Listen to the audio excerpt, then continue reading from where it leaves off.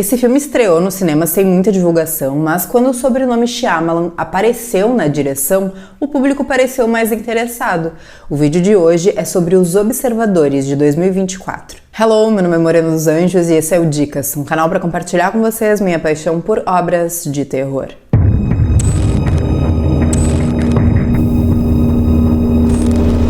Antes de começar o vídeo, já se inscreva, deixe o like e ativa o sininho. Isso ajuda muito na divulgação do canal e o YouTube entende que tu gosta do conteúdo daqui e manda todas as notificações. Lembrando que esse é um vídeo de review de filme, então nessa primeira parte não tem spoiler, eu faço uma análise crítica e depois, quando eu for contar a história, eu aviso pra tu pausar se quiser. Na história, Mina trabalha numa agropecuária e precisa levar um pássaro de lá pra um zoológico em outra cidade. Ela então pega o carro e começa a viajar com ele pelas estradas da Irlanda. No entanto, ao passar pelo meio de uma floresta, o carro para de funcionar, assim como o GPS, o rádio, e agora ela precisa lidar com aquele lugar estranho, com outras pessoas estranhas que já estavam lá e com algo a mais que se esconde na escuridão.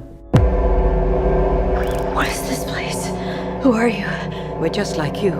Lost. The Watchers, ou Os Observadores, é um filme baseado no livro de mesmo nome de A.M. Shine, que foi escrito e dirigido pela Ishana Night Shyamalan, filha do M. Night Shyamalan, que tá aqui na produção. The Watchers é um filme visualmente muito bonito, como geralmente são os filmes do Shyamalan pai. Ele enche os olhos. Design de produção, fotografia, ambientação. Eu particularmente gosto de terror que envolve floresta, que puxa pro mistério e visualmente, esteticamente, ele tinha tudo para dar certo. A ideia principal e a história do que tem na floresta é criativa, é interessante.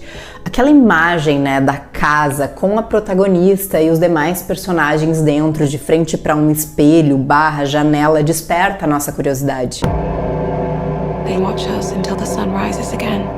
Porém, a forma como tudo foi desenvolvido, quase que desde o início, é muito rasa. A personagem principal, interpretada pela Dakota Fanning, é das mais sem sal e açúcar que eu vi nos últimos tempos. A gente sabe que a atriz é boa, mas o roteiro não ajuda. Nós temos contato com o passado dela por meio de lembranças.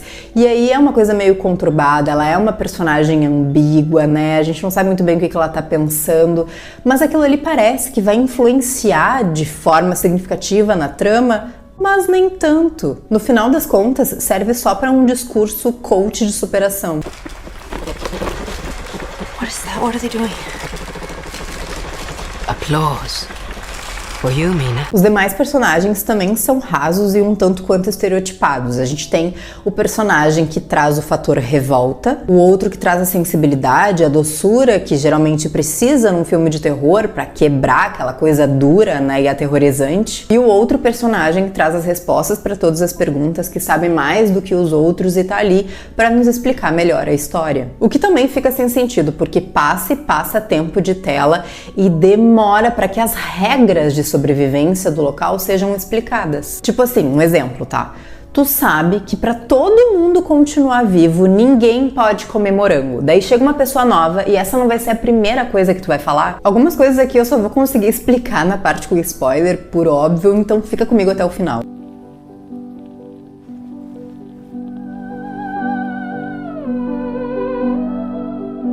Mas se tem uma coisa que me incomoda muito nesse filme aqui é que ele se contradiz demais. Tipo assim, uma hora eletrônicos não funcionam, mas depois, se precisar, sim, eles estão ali. Fora aquelas soluções absurdas e mirabolantes para problemas que são centrais e principais. Aquela conclusão que chega do nada, né? Tava ali o tempo todo, mas ó, agora vai funcionar. O famoso Deus Ex Machina. E aí tu pode se perguntar se a Ishana, assim como o pai, traz o plot twist pra história dela, né? Sim, ela traz. Não acho ruim, embora imaginável, mas tudo bem. O problema é que eu acho que ele perde o timing para ser apresentado de fato. Ele demora muito para ser confirmado, ainda mais que já passou um certo tempo do clímax principal do filme, da história central, né? E aí eu fiquei mais do tipo assim, tá, mostra logo o plot twist, porque eu sei que ele tá ali, eu sei que ele existe, pra eu ir fazer outra coisa. E depois nós temos a conclusão do longa, que consegue ser ainda mais superficial do que o resto.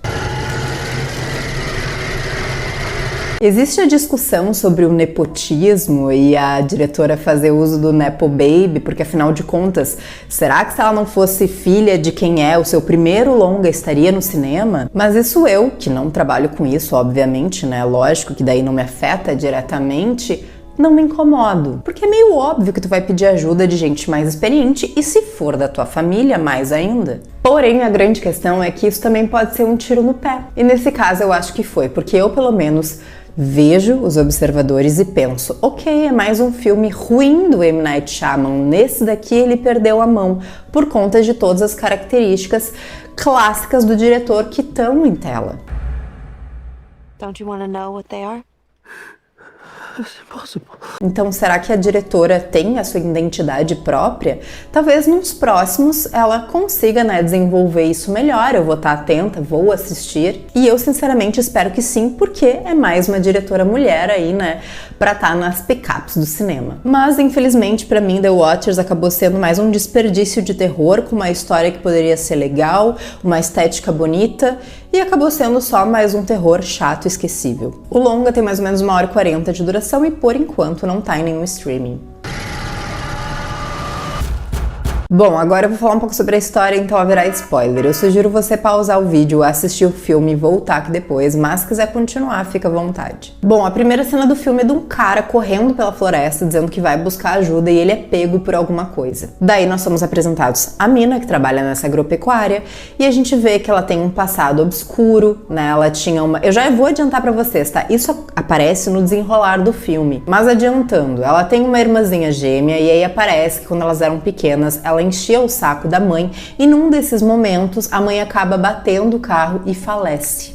E aí o fato dela ter uma irmã gêmea poderia contribuir muito para essa história aqui. E tem um outro ponto, a Mina ela é muito estranha, talvez por conta disso e tal, mas por exemplo, ela usa peruca, ela sai à noite e fala que é uma outra pessoa, uma outra história de vida, dá um outro nome para as pessoas que ela conhece no rolê. Então tudo isso poderia ter sido usado com o contexto do filme, da história principal, que depois eu vou explicar para vocês, mas não é. So what's your story?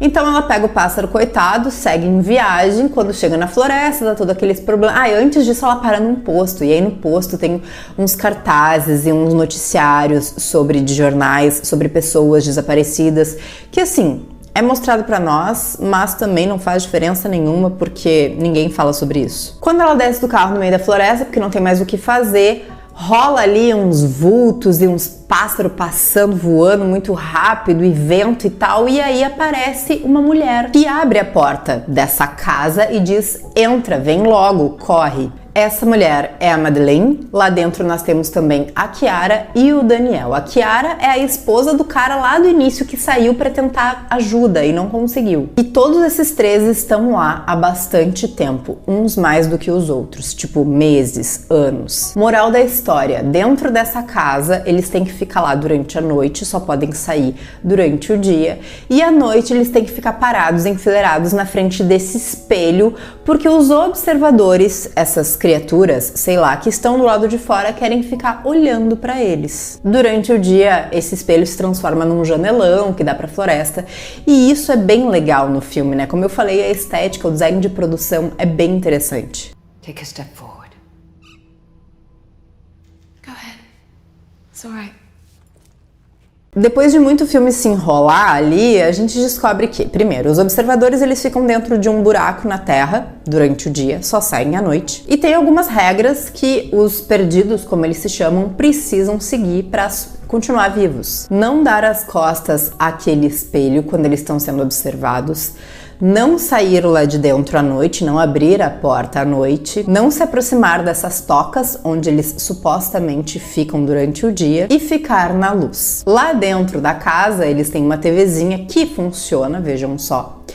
E aí fica passando um programa televisivo ali, uma coisa meio de férias com ex, é tipo um reality, que não faz muito sentido também, além da ligação rasa e superficial de, oh meu Deus, estamos observando pessoas num reality, lá tem os observadores observando eles dentro da casa. Tipo, Mas tá, daí o que a guria faz? A mina que chegou lá, né, nova, ela entra no buraco a contragosto da Madeleine porque ela acha que a Madeleine tá mentindo que nunca viu nenhum dos bichos. Ela tira uma bicicleta lá de baixo, que não faz o menor sentido, né? Aquela bicicleta não deve funcionar. E aí depois o Daniel, né, o garoto que tem lá, instala uma câmera do lado de fora da porta. Por que não fizeram isso antes? Como que essa câmera funciona? Se não funciona, enfim. E aí à noite, quando eles estão fechados lá dentro, chega o marido da Chiara, o cara lá do início, que a gente sabe que não tá vivo, né? E ele aparece lá na câmera, aparece só as pernas, e diz que quer entrar, que precisa entrar. A Chiara, coitada, que é aquele personagem da doçura, da sensibilidade,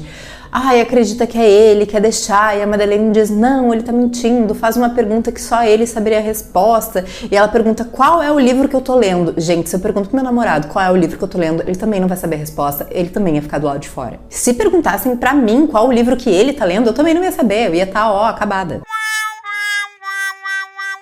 Mas vamos lá, os bichos estão enlouquecidos porque a mina acabou infringindo uma das regras. Ela entrou no maldito do buraco. Daí no dia seguinte, o que acontece? O Daniel, que é o personagem da revolta, se revolta, né, o rebelde sem causa, contra a Madeleine. Agora ele acha que sim, que ela tá mentindo, tudo que ela já contou pra eles, porque ela é a personagem que sabe mais do que todo mundo. E anoitece, o guri deixa a mina e a Madeleine pro lado de fora da casa. Elas se escondem, daí os bichos aparecem, é a primeira vez que nós vemos eles de fato. E assim, são criaturas bem compridas, de cabelo comprido, magras, uma coisa meio elfo e tal. Depois a gente vai ter uma explicação do que eles são. Mas é bem nada a ver, tá? E aí o que eu fiquei enlouquecida é... Vai me dizer que aqueles bichos não viram que as duas estavam ali escondidas embaixo de umas folhas de uns galhos? Mas tá, o Daniel deixa elas entrarem de volta e aí a Madeleine conta que sim, que ela já viu um deles. E foi muito estranho, por quê? Porque ele se parecia com ela, porém um pouco diferente. Moral da história.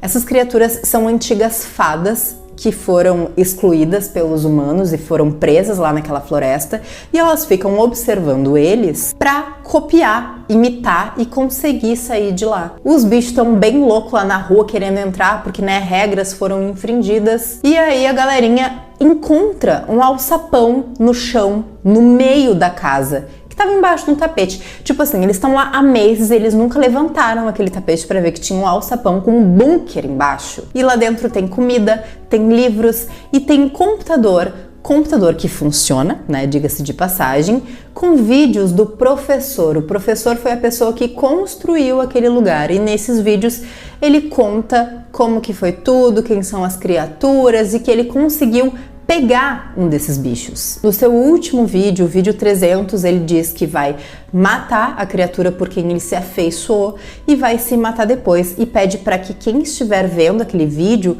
vá até a universidade onde ele trabalhava e queime todos os arquivos. Como que vão sair de lá? Tem um tal de um bote, de um barco, que se tu seguir o caminho tal, pela placa tal, e seguir os bichos, os pássaros que vão estar voando em direção ao lago, tu vai chegar, vai entrar no bote e vai embora feliz e faceiro. Tipo assim, daí a Dakota Fanning fala, né, amanhã a gente vai embora, e amanhã eles vão embora. Eles seguem as coordenadas facilmente, chegam até o bote facilmente. O Daniel acaba ficando pra trás porque ele vê o marido da Chiara e diz, que legal que tu tá aqui, ela vai ficar muito feliz. E óbvio que não era o marido dela, né, era uma das criaturas, e mata ele, tipo assim, muito sem noção, muito nada a ver essa parte, principalmente. Tipo, por que o guri ia fazer isso, sabe? Ele sabia que os bichos copiavam os outros, que o cara já tinha aparecido e não era ele, zero sentido. Mas enfim, daí as três conseguem sair de lá, chegam numa estrada, tá um ônibus passando, elas entram e vão embora. A mina vai até a universidade e aí lá ela descobre mais coisas sobre essa mitologia das fadas e descobre uma coisa muito importante: fotos. Ela pega essas fotos e leva até a Chiara de noite e mostra, olha aqui, quem que tá aqui na foto com o professor, que era a esposa dele, a Madeleine. No final das contas, quem que era a Madeleine? Não era mais ela, porque ela já tinha morrido quando o professor foi pra lá. Ela, na verdade, é uma das fadas que conseguiu se copiar da esposa do professor, porque provavelmente ele fez isso, né, querendo a esposa de volta e tal, que já tinha falecido, ele era muito apaixonado, enfim. Daí a mina acha que tá contando tudo isso pra Chiara, e na verdade não é a Chiara, é a Madeleine que tá transformada na Chiara. Daí a Chiara chega, a Chiara de verdade, e aí a Madeleine que tava transformada de Chiara se transforma na real Madeleine, e aí a mina vem com um discurso coach de superação, autoconhecimento, autoajuda que eu falei já pra vocês, e diz: porque tu é metade humana, por isso que tu consegue sair à noite e as outras fadas não conseguem, tu tem sentimento de verdade, e pipipi, e popopó, e eu achava que eu era uma pessoa ruim porque eu matei minha mãe, mas na verdade não, e tu é que nem eu. Gente, um monte de abobrinha, mas dá certo. A Madeleine fada sai as asinhas, assim, né? Agora ela tem asa. E sai voando e vai embora. Daí termina o filme com a mina indo falar com a irmã gêmea dela, com quem ela não falava há muitos anos, conta toda a história e diz que ela sente que a Madeleine ainda está a observando. It's a window on the other side.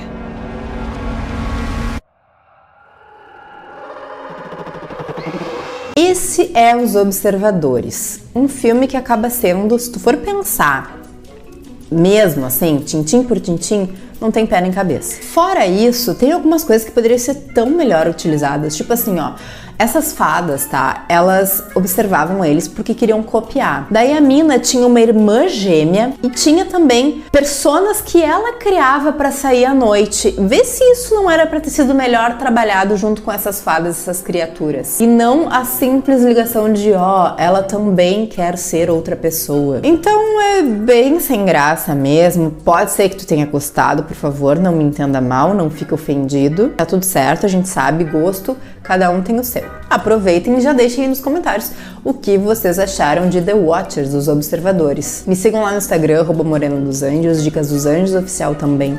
Muito obrigada por terem assistido até aqui e até a próxima.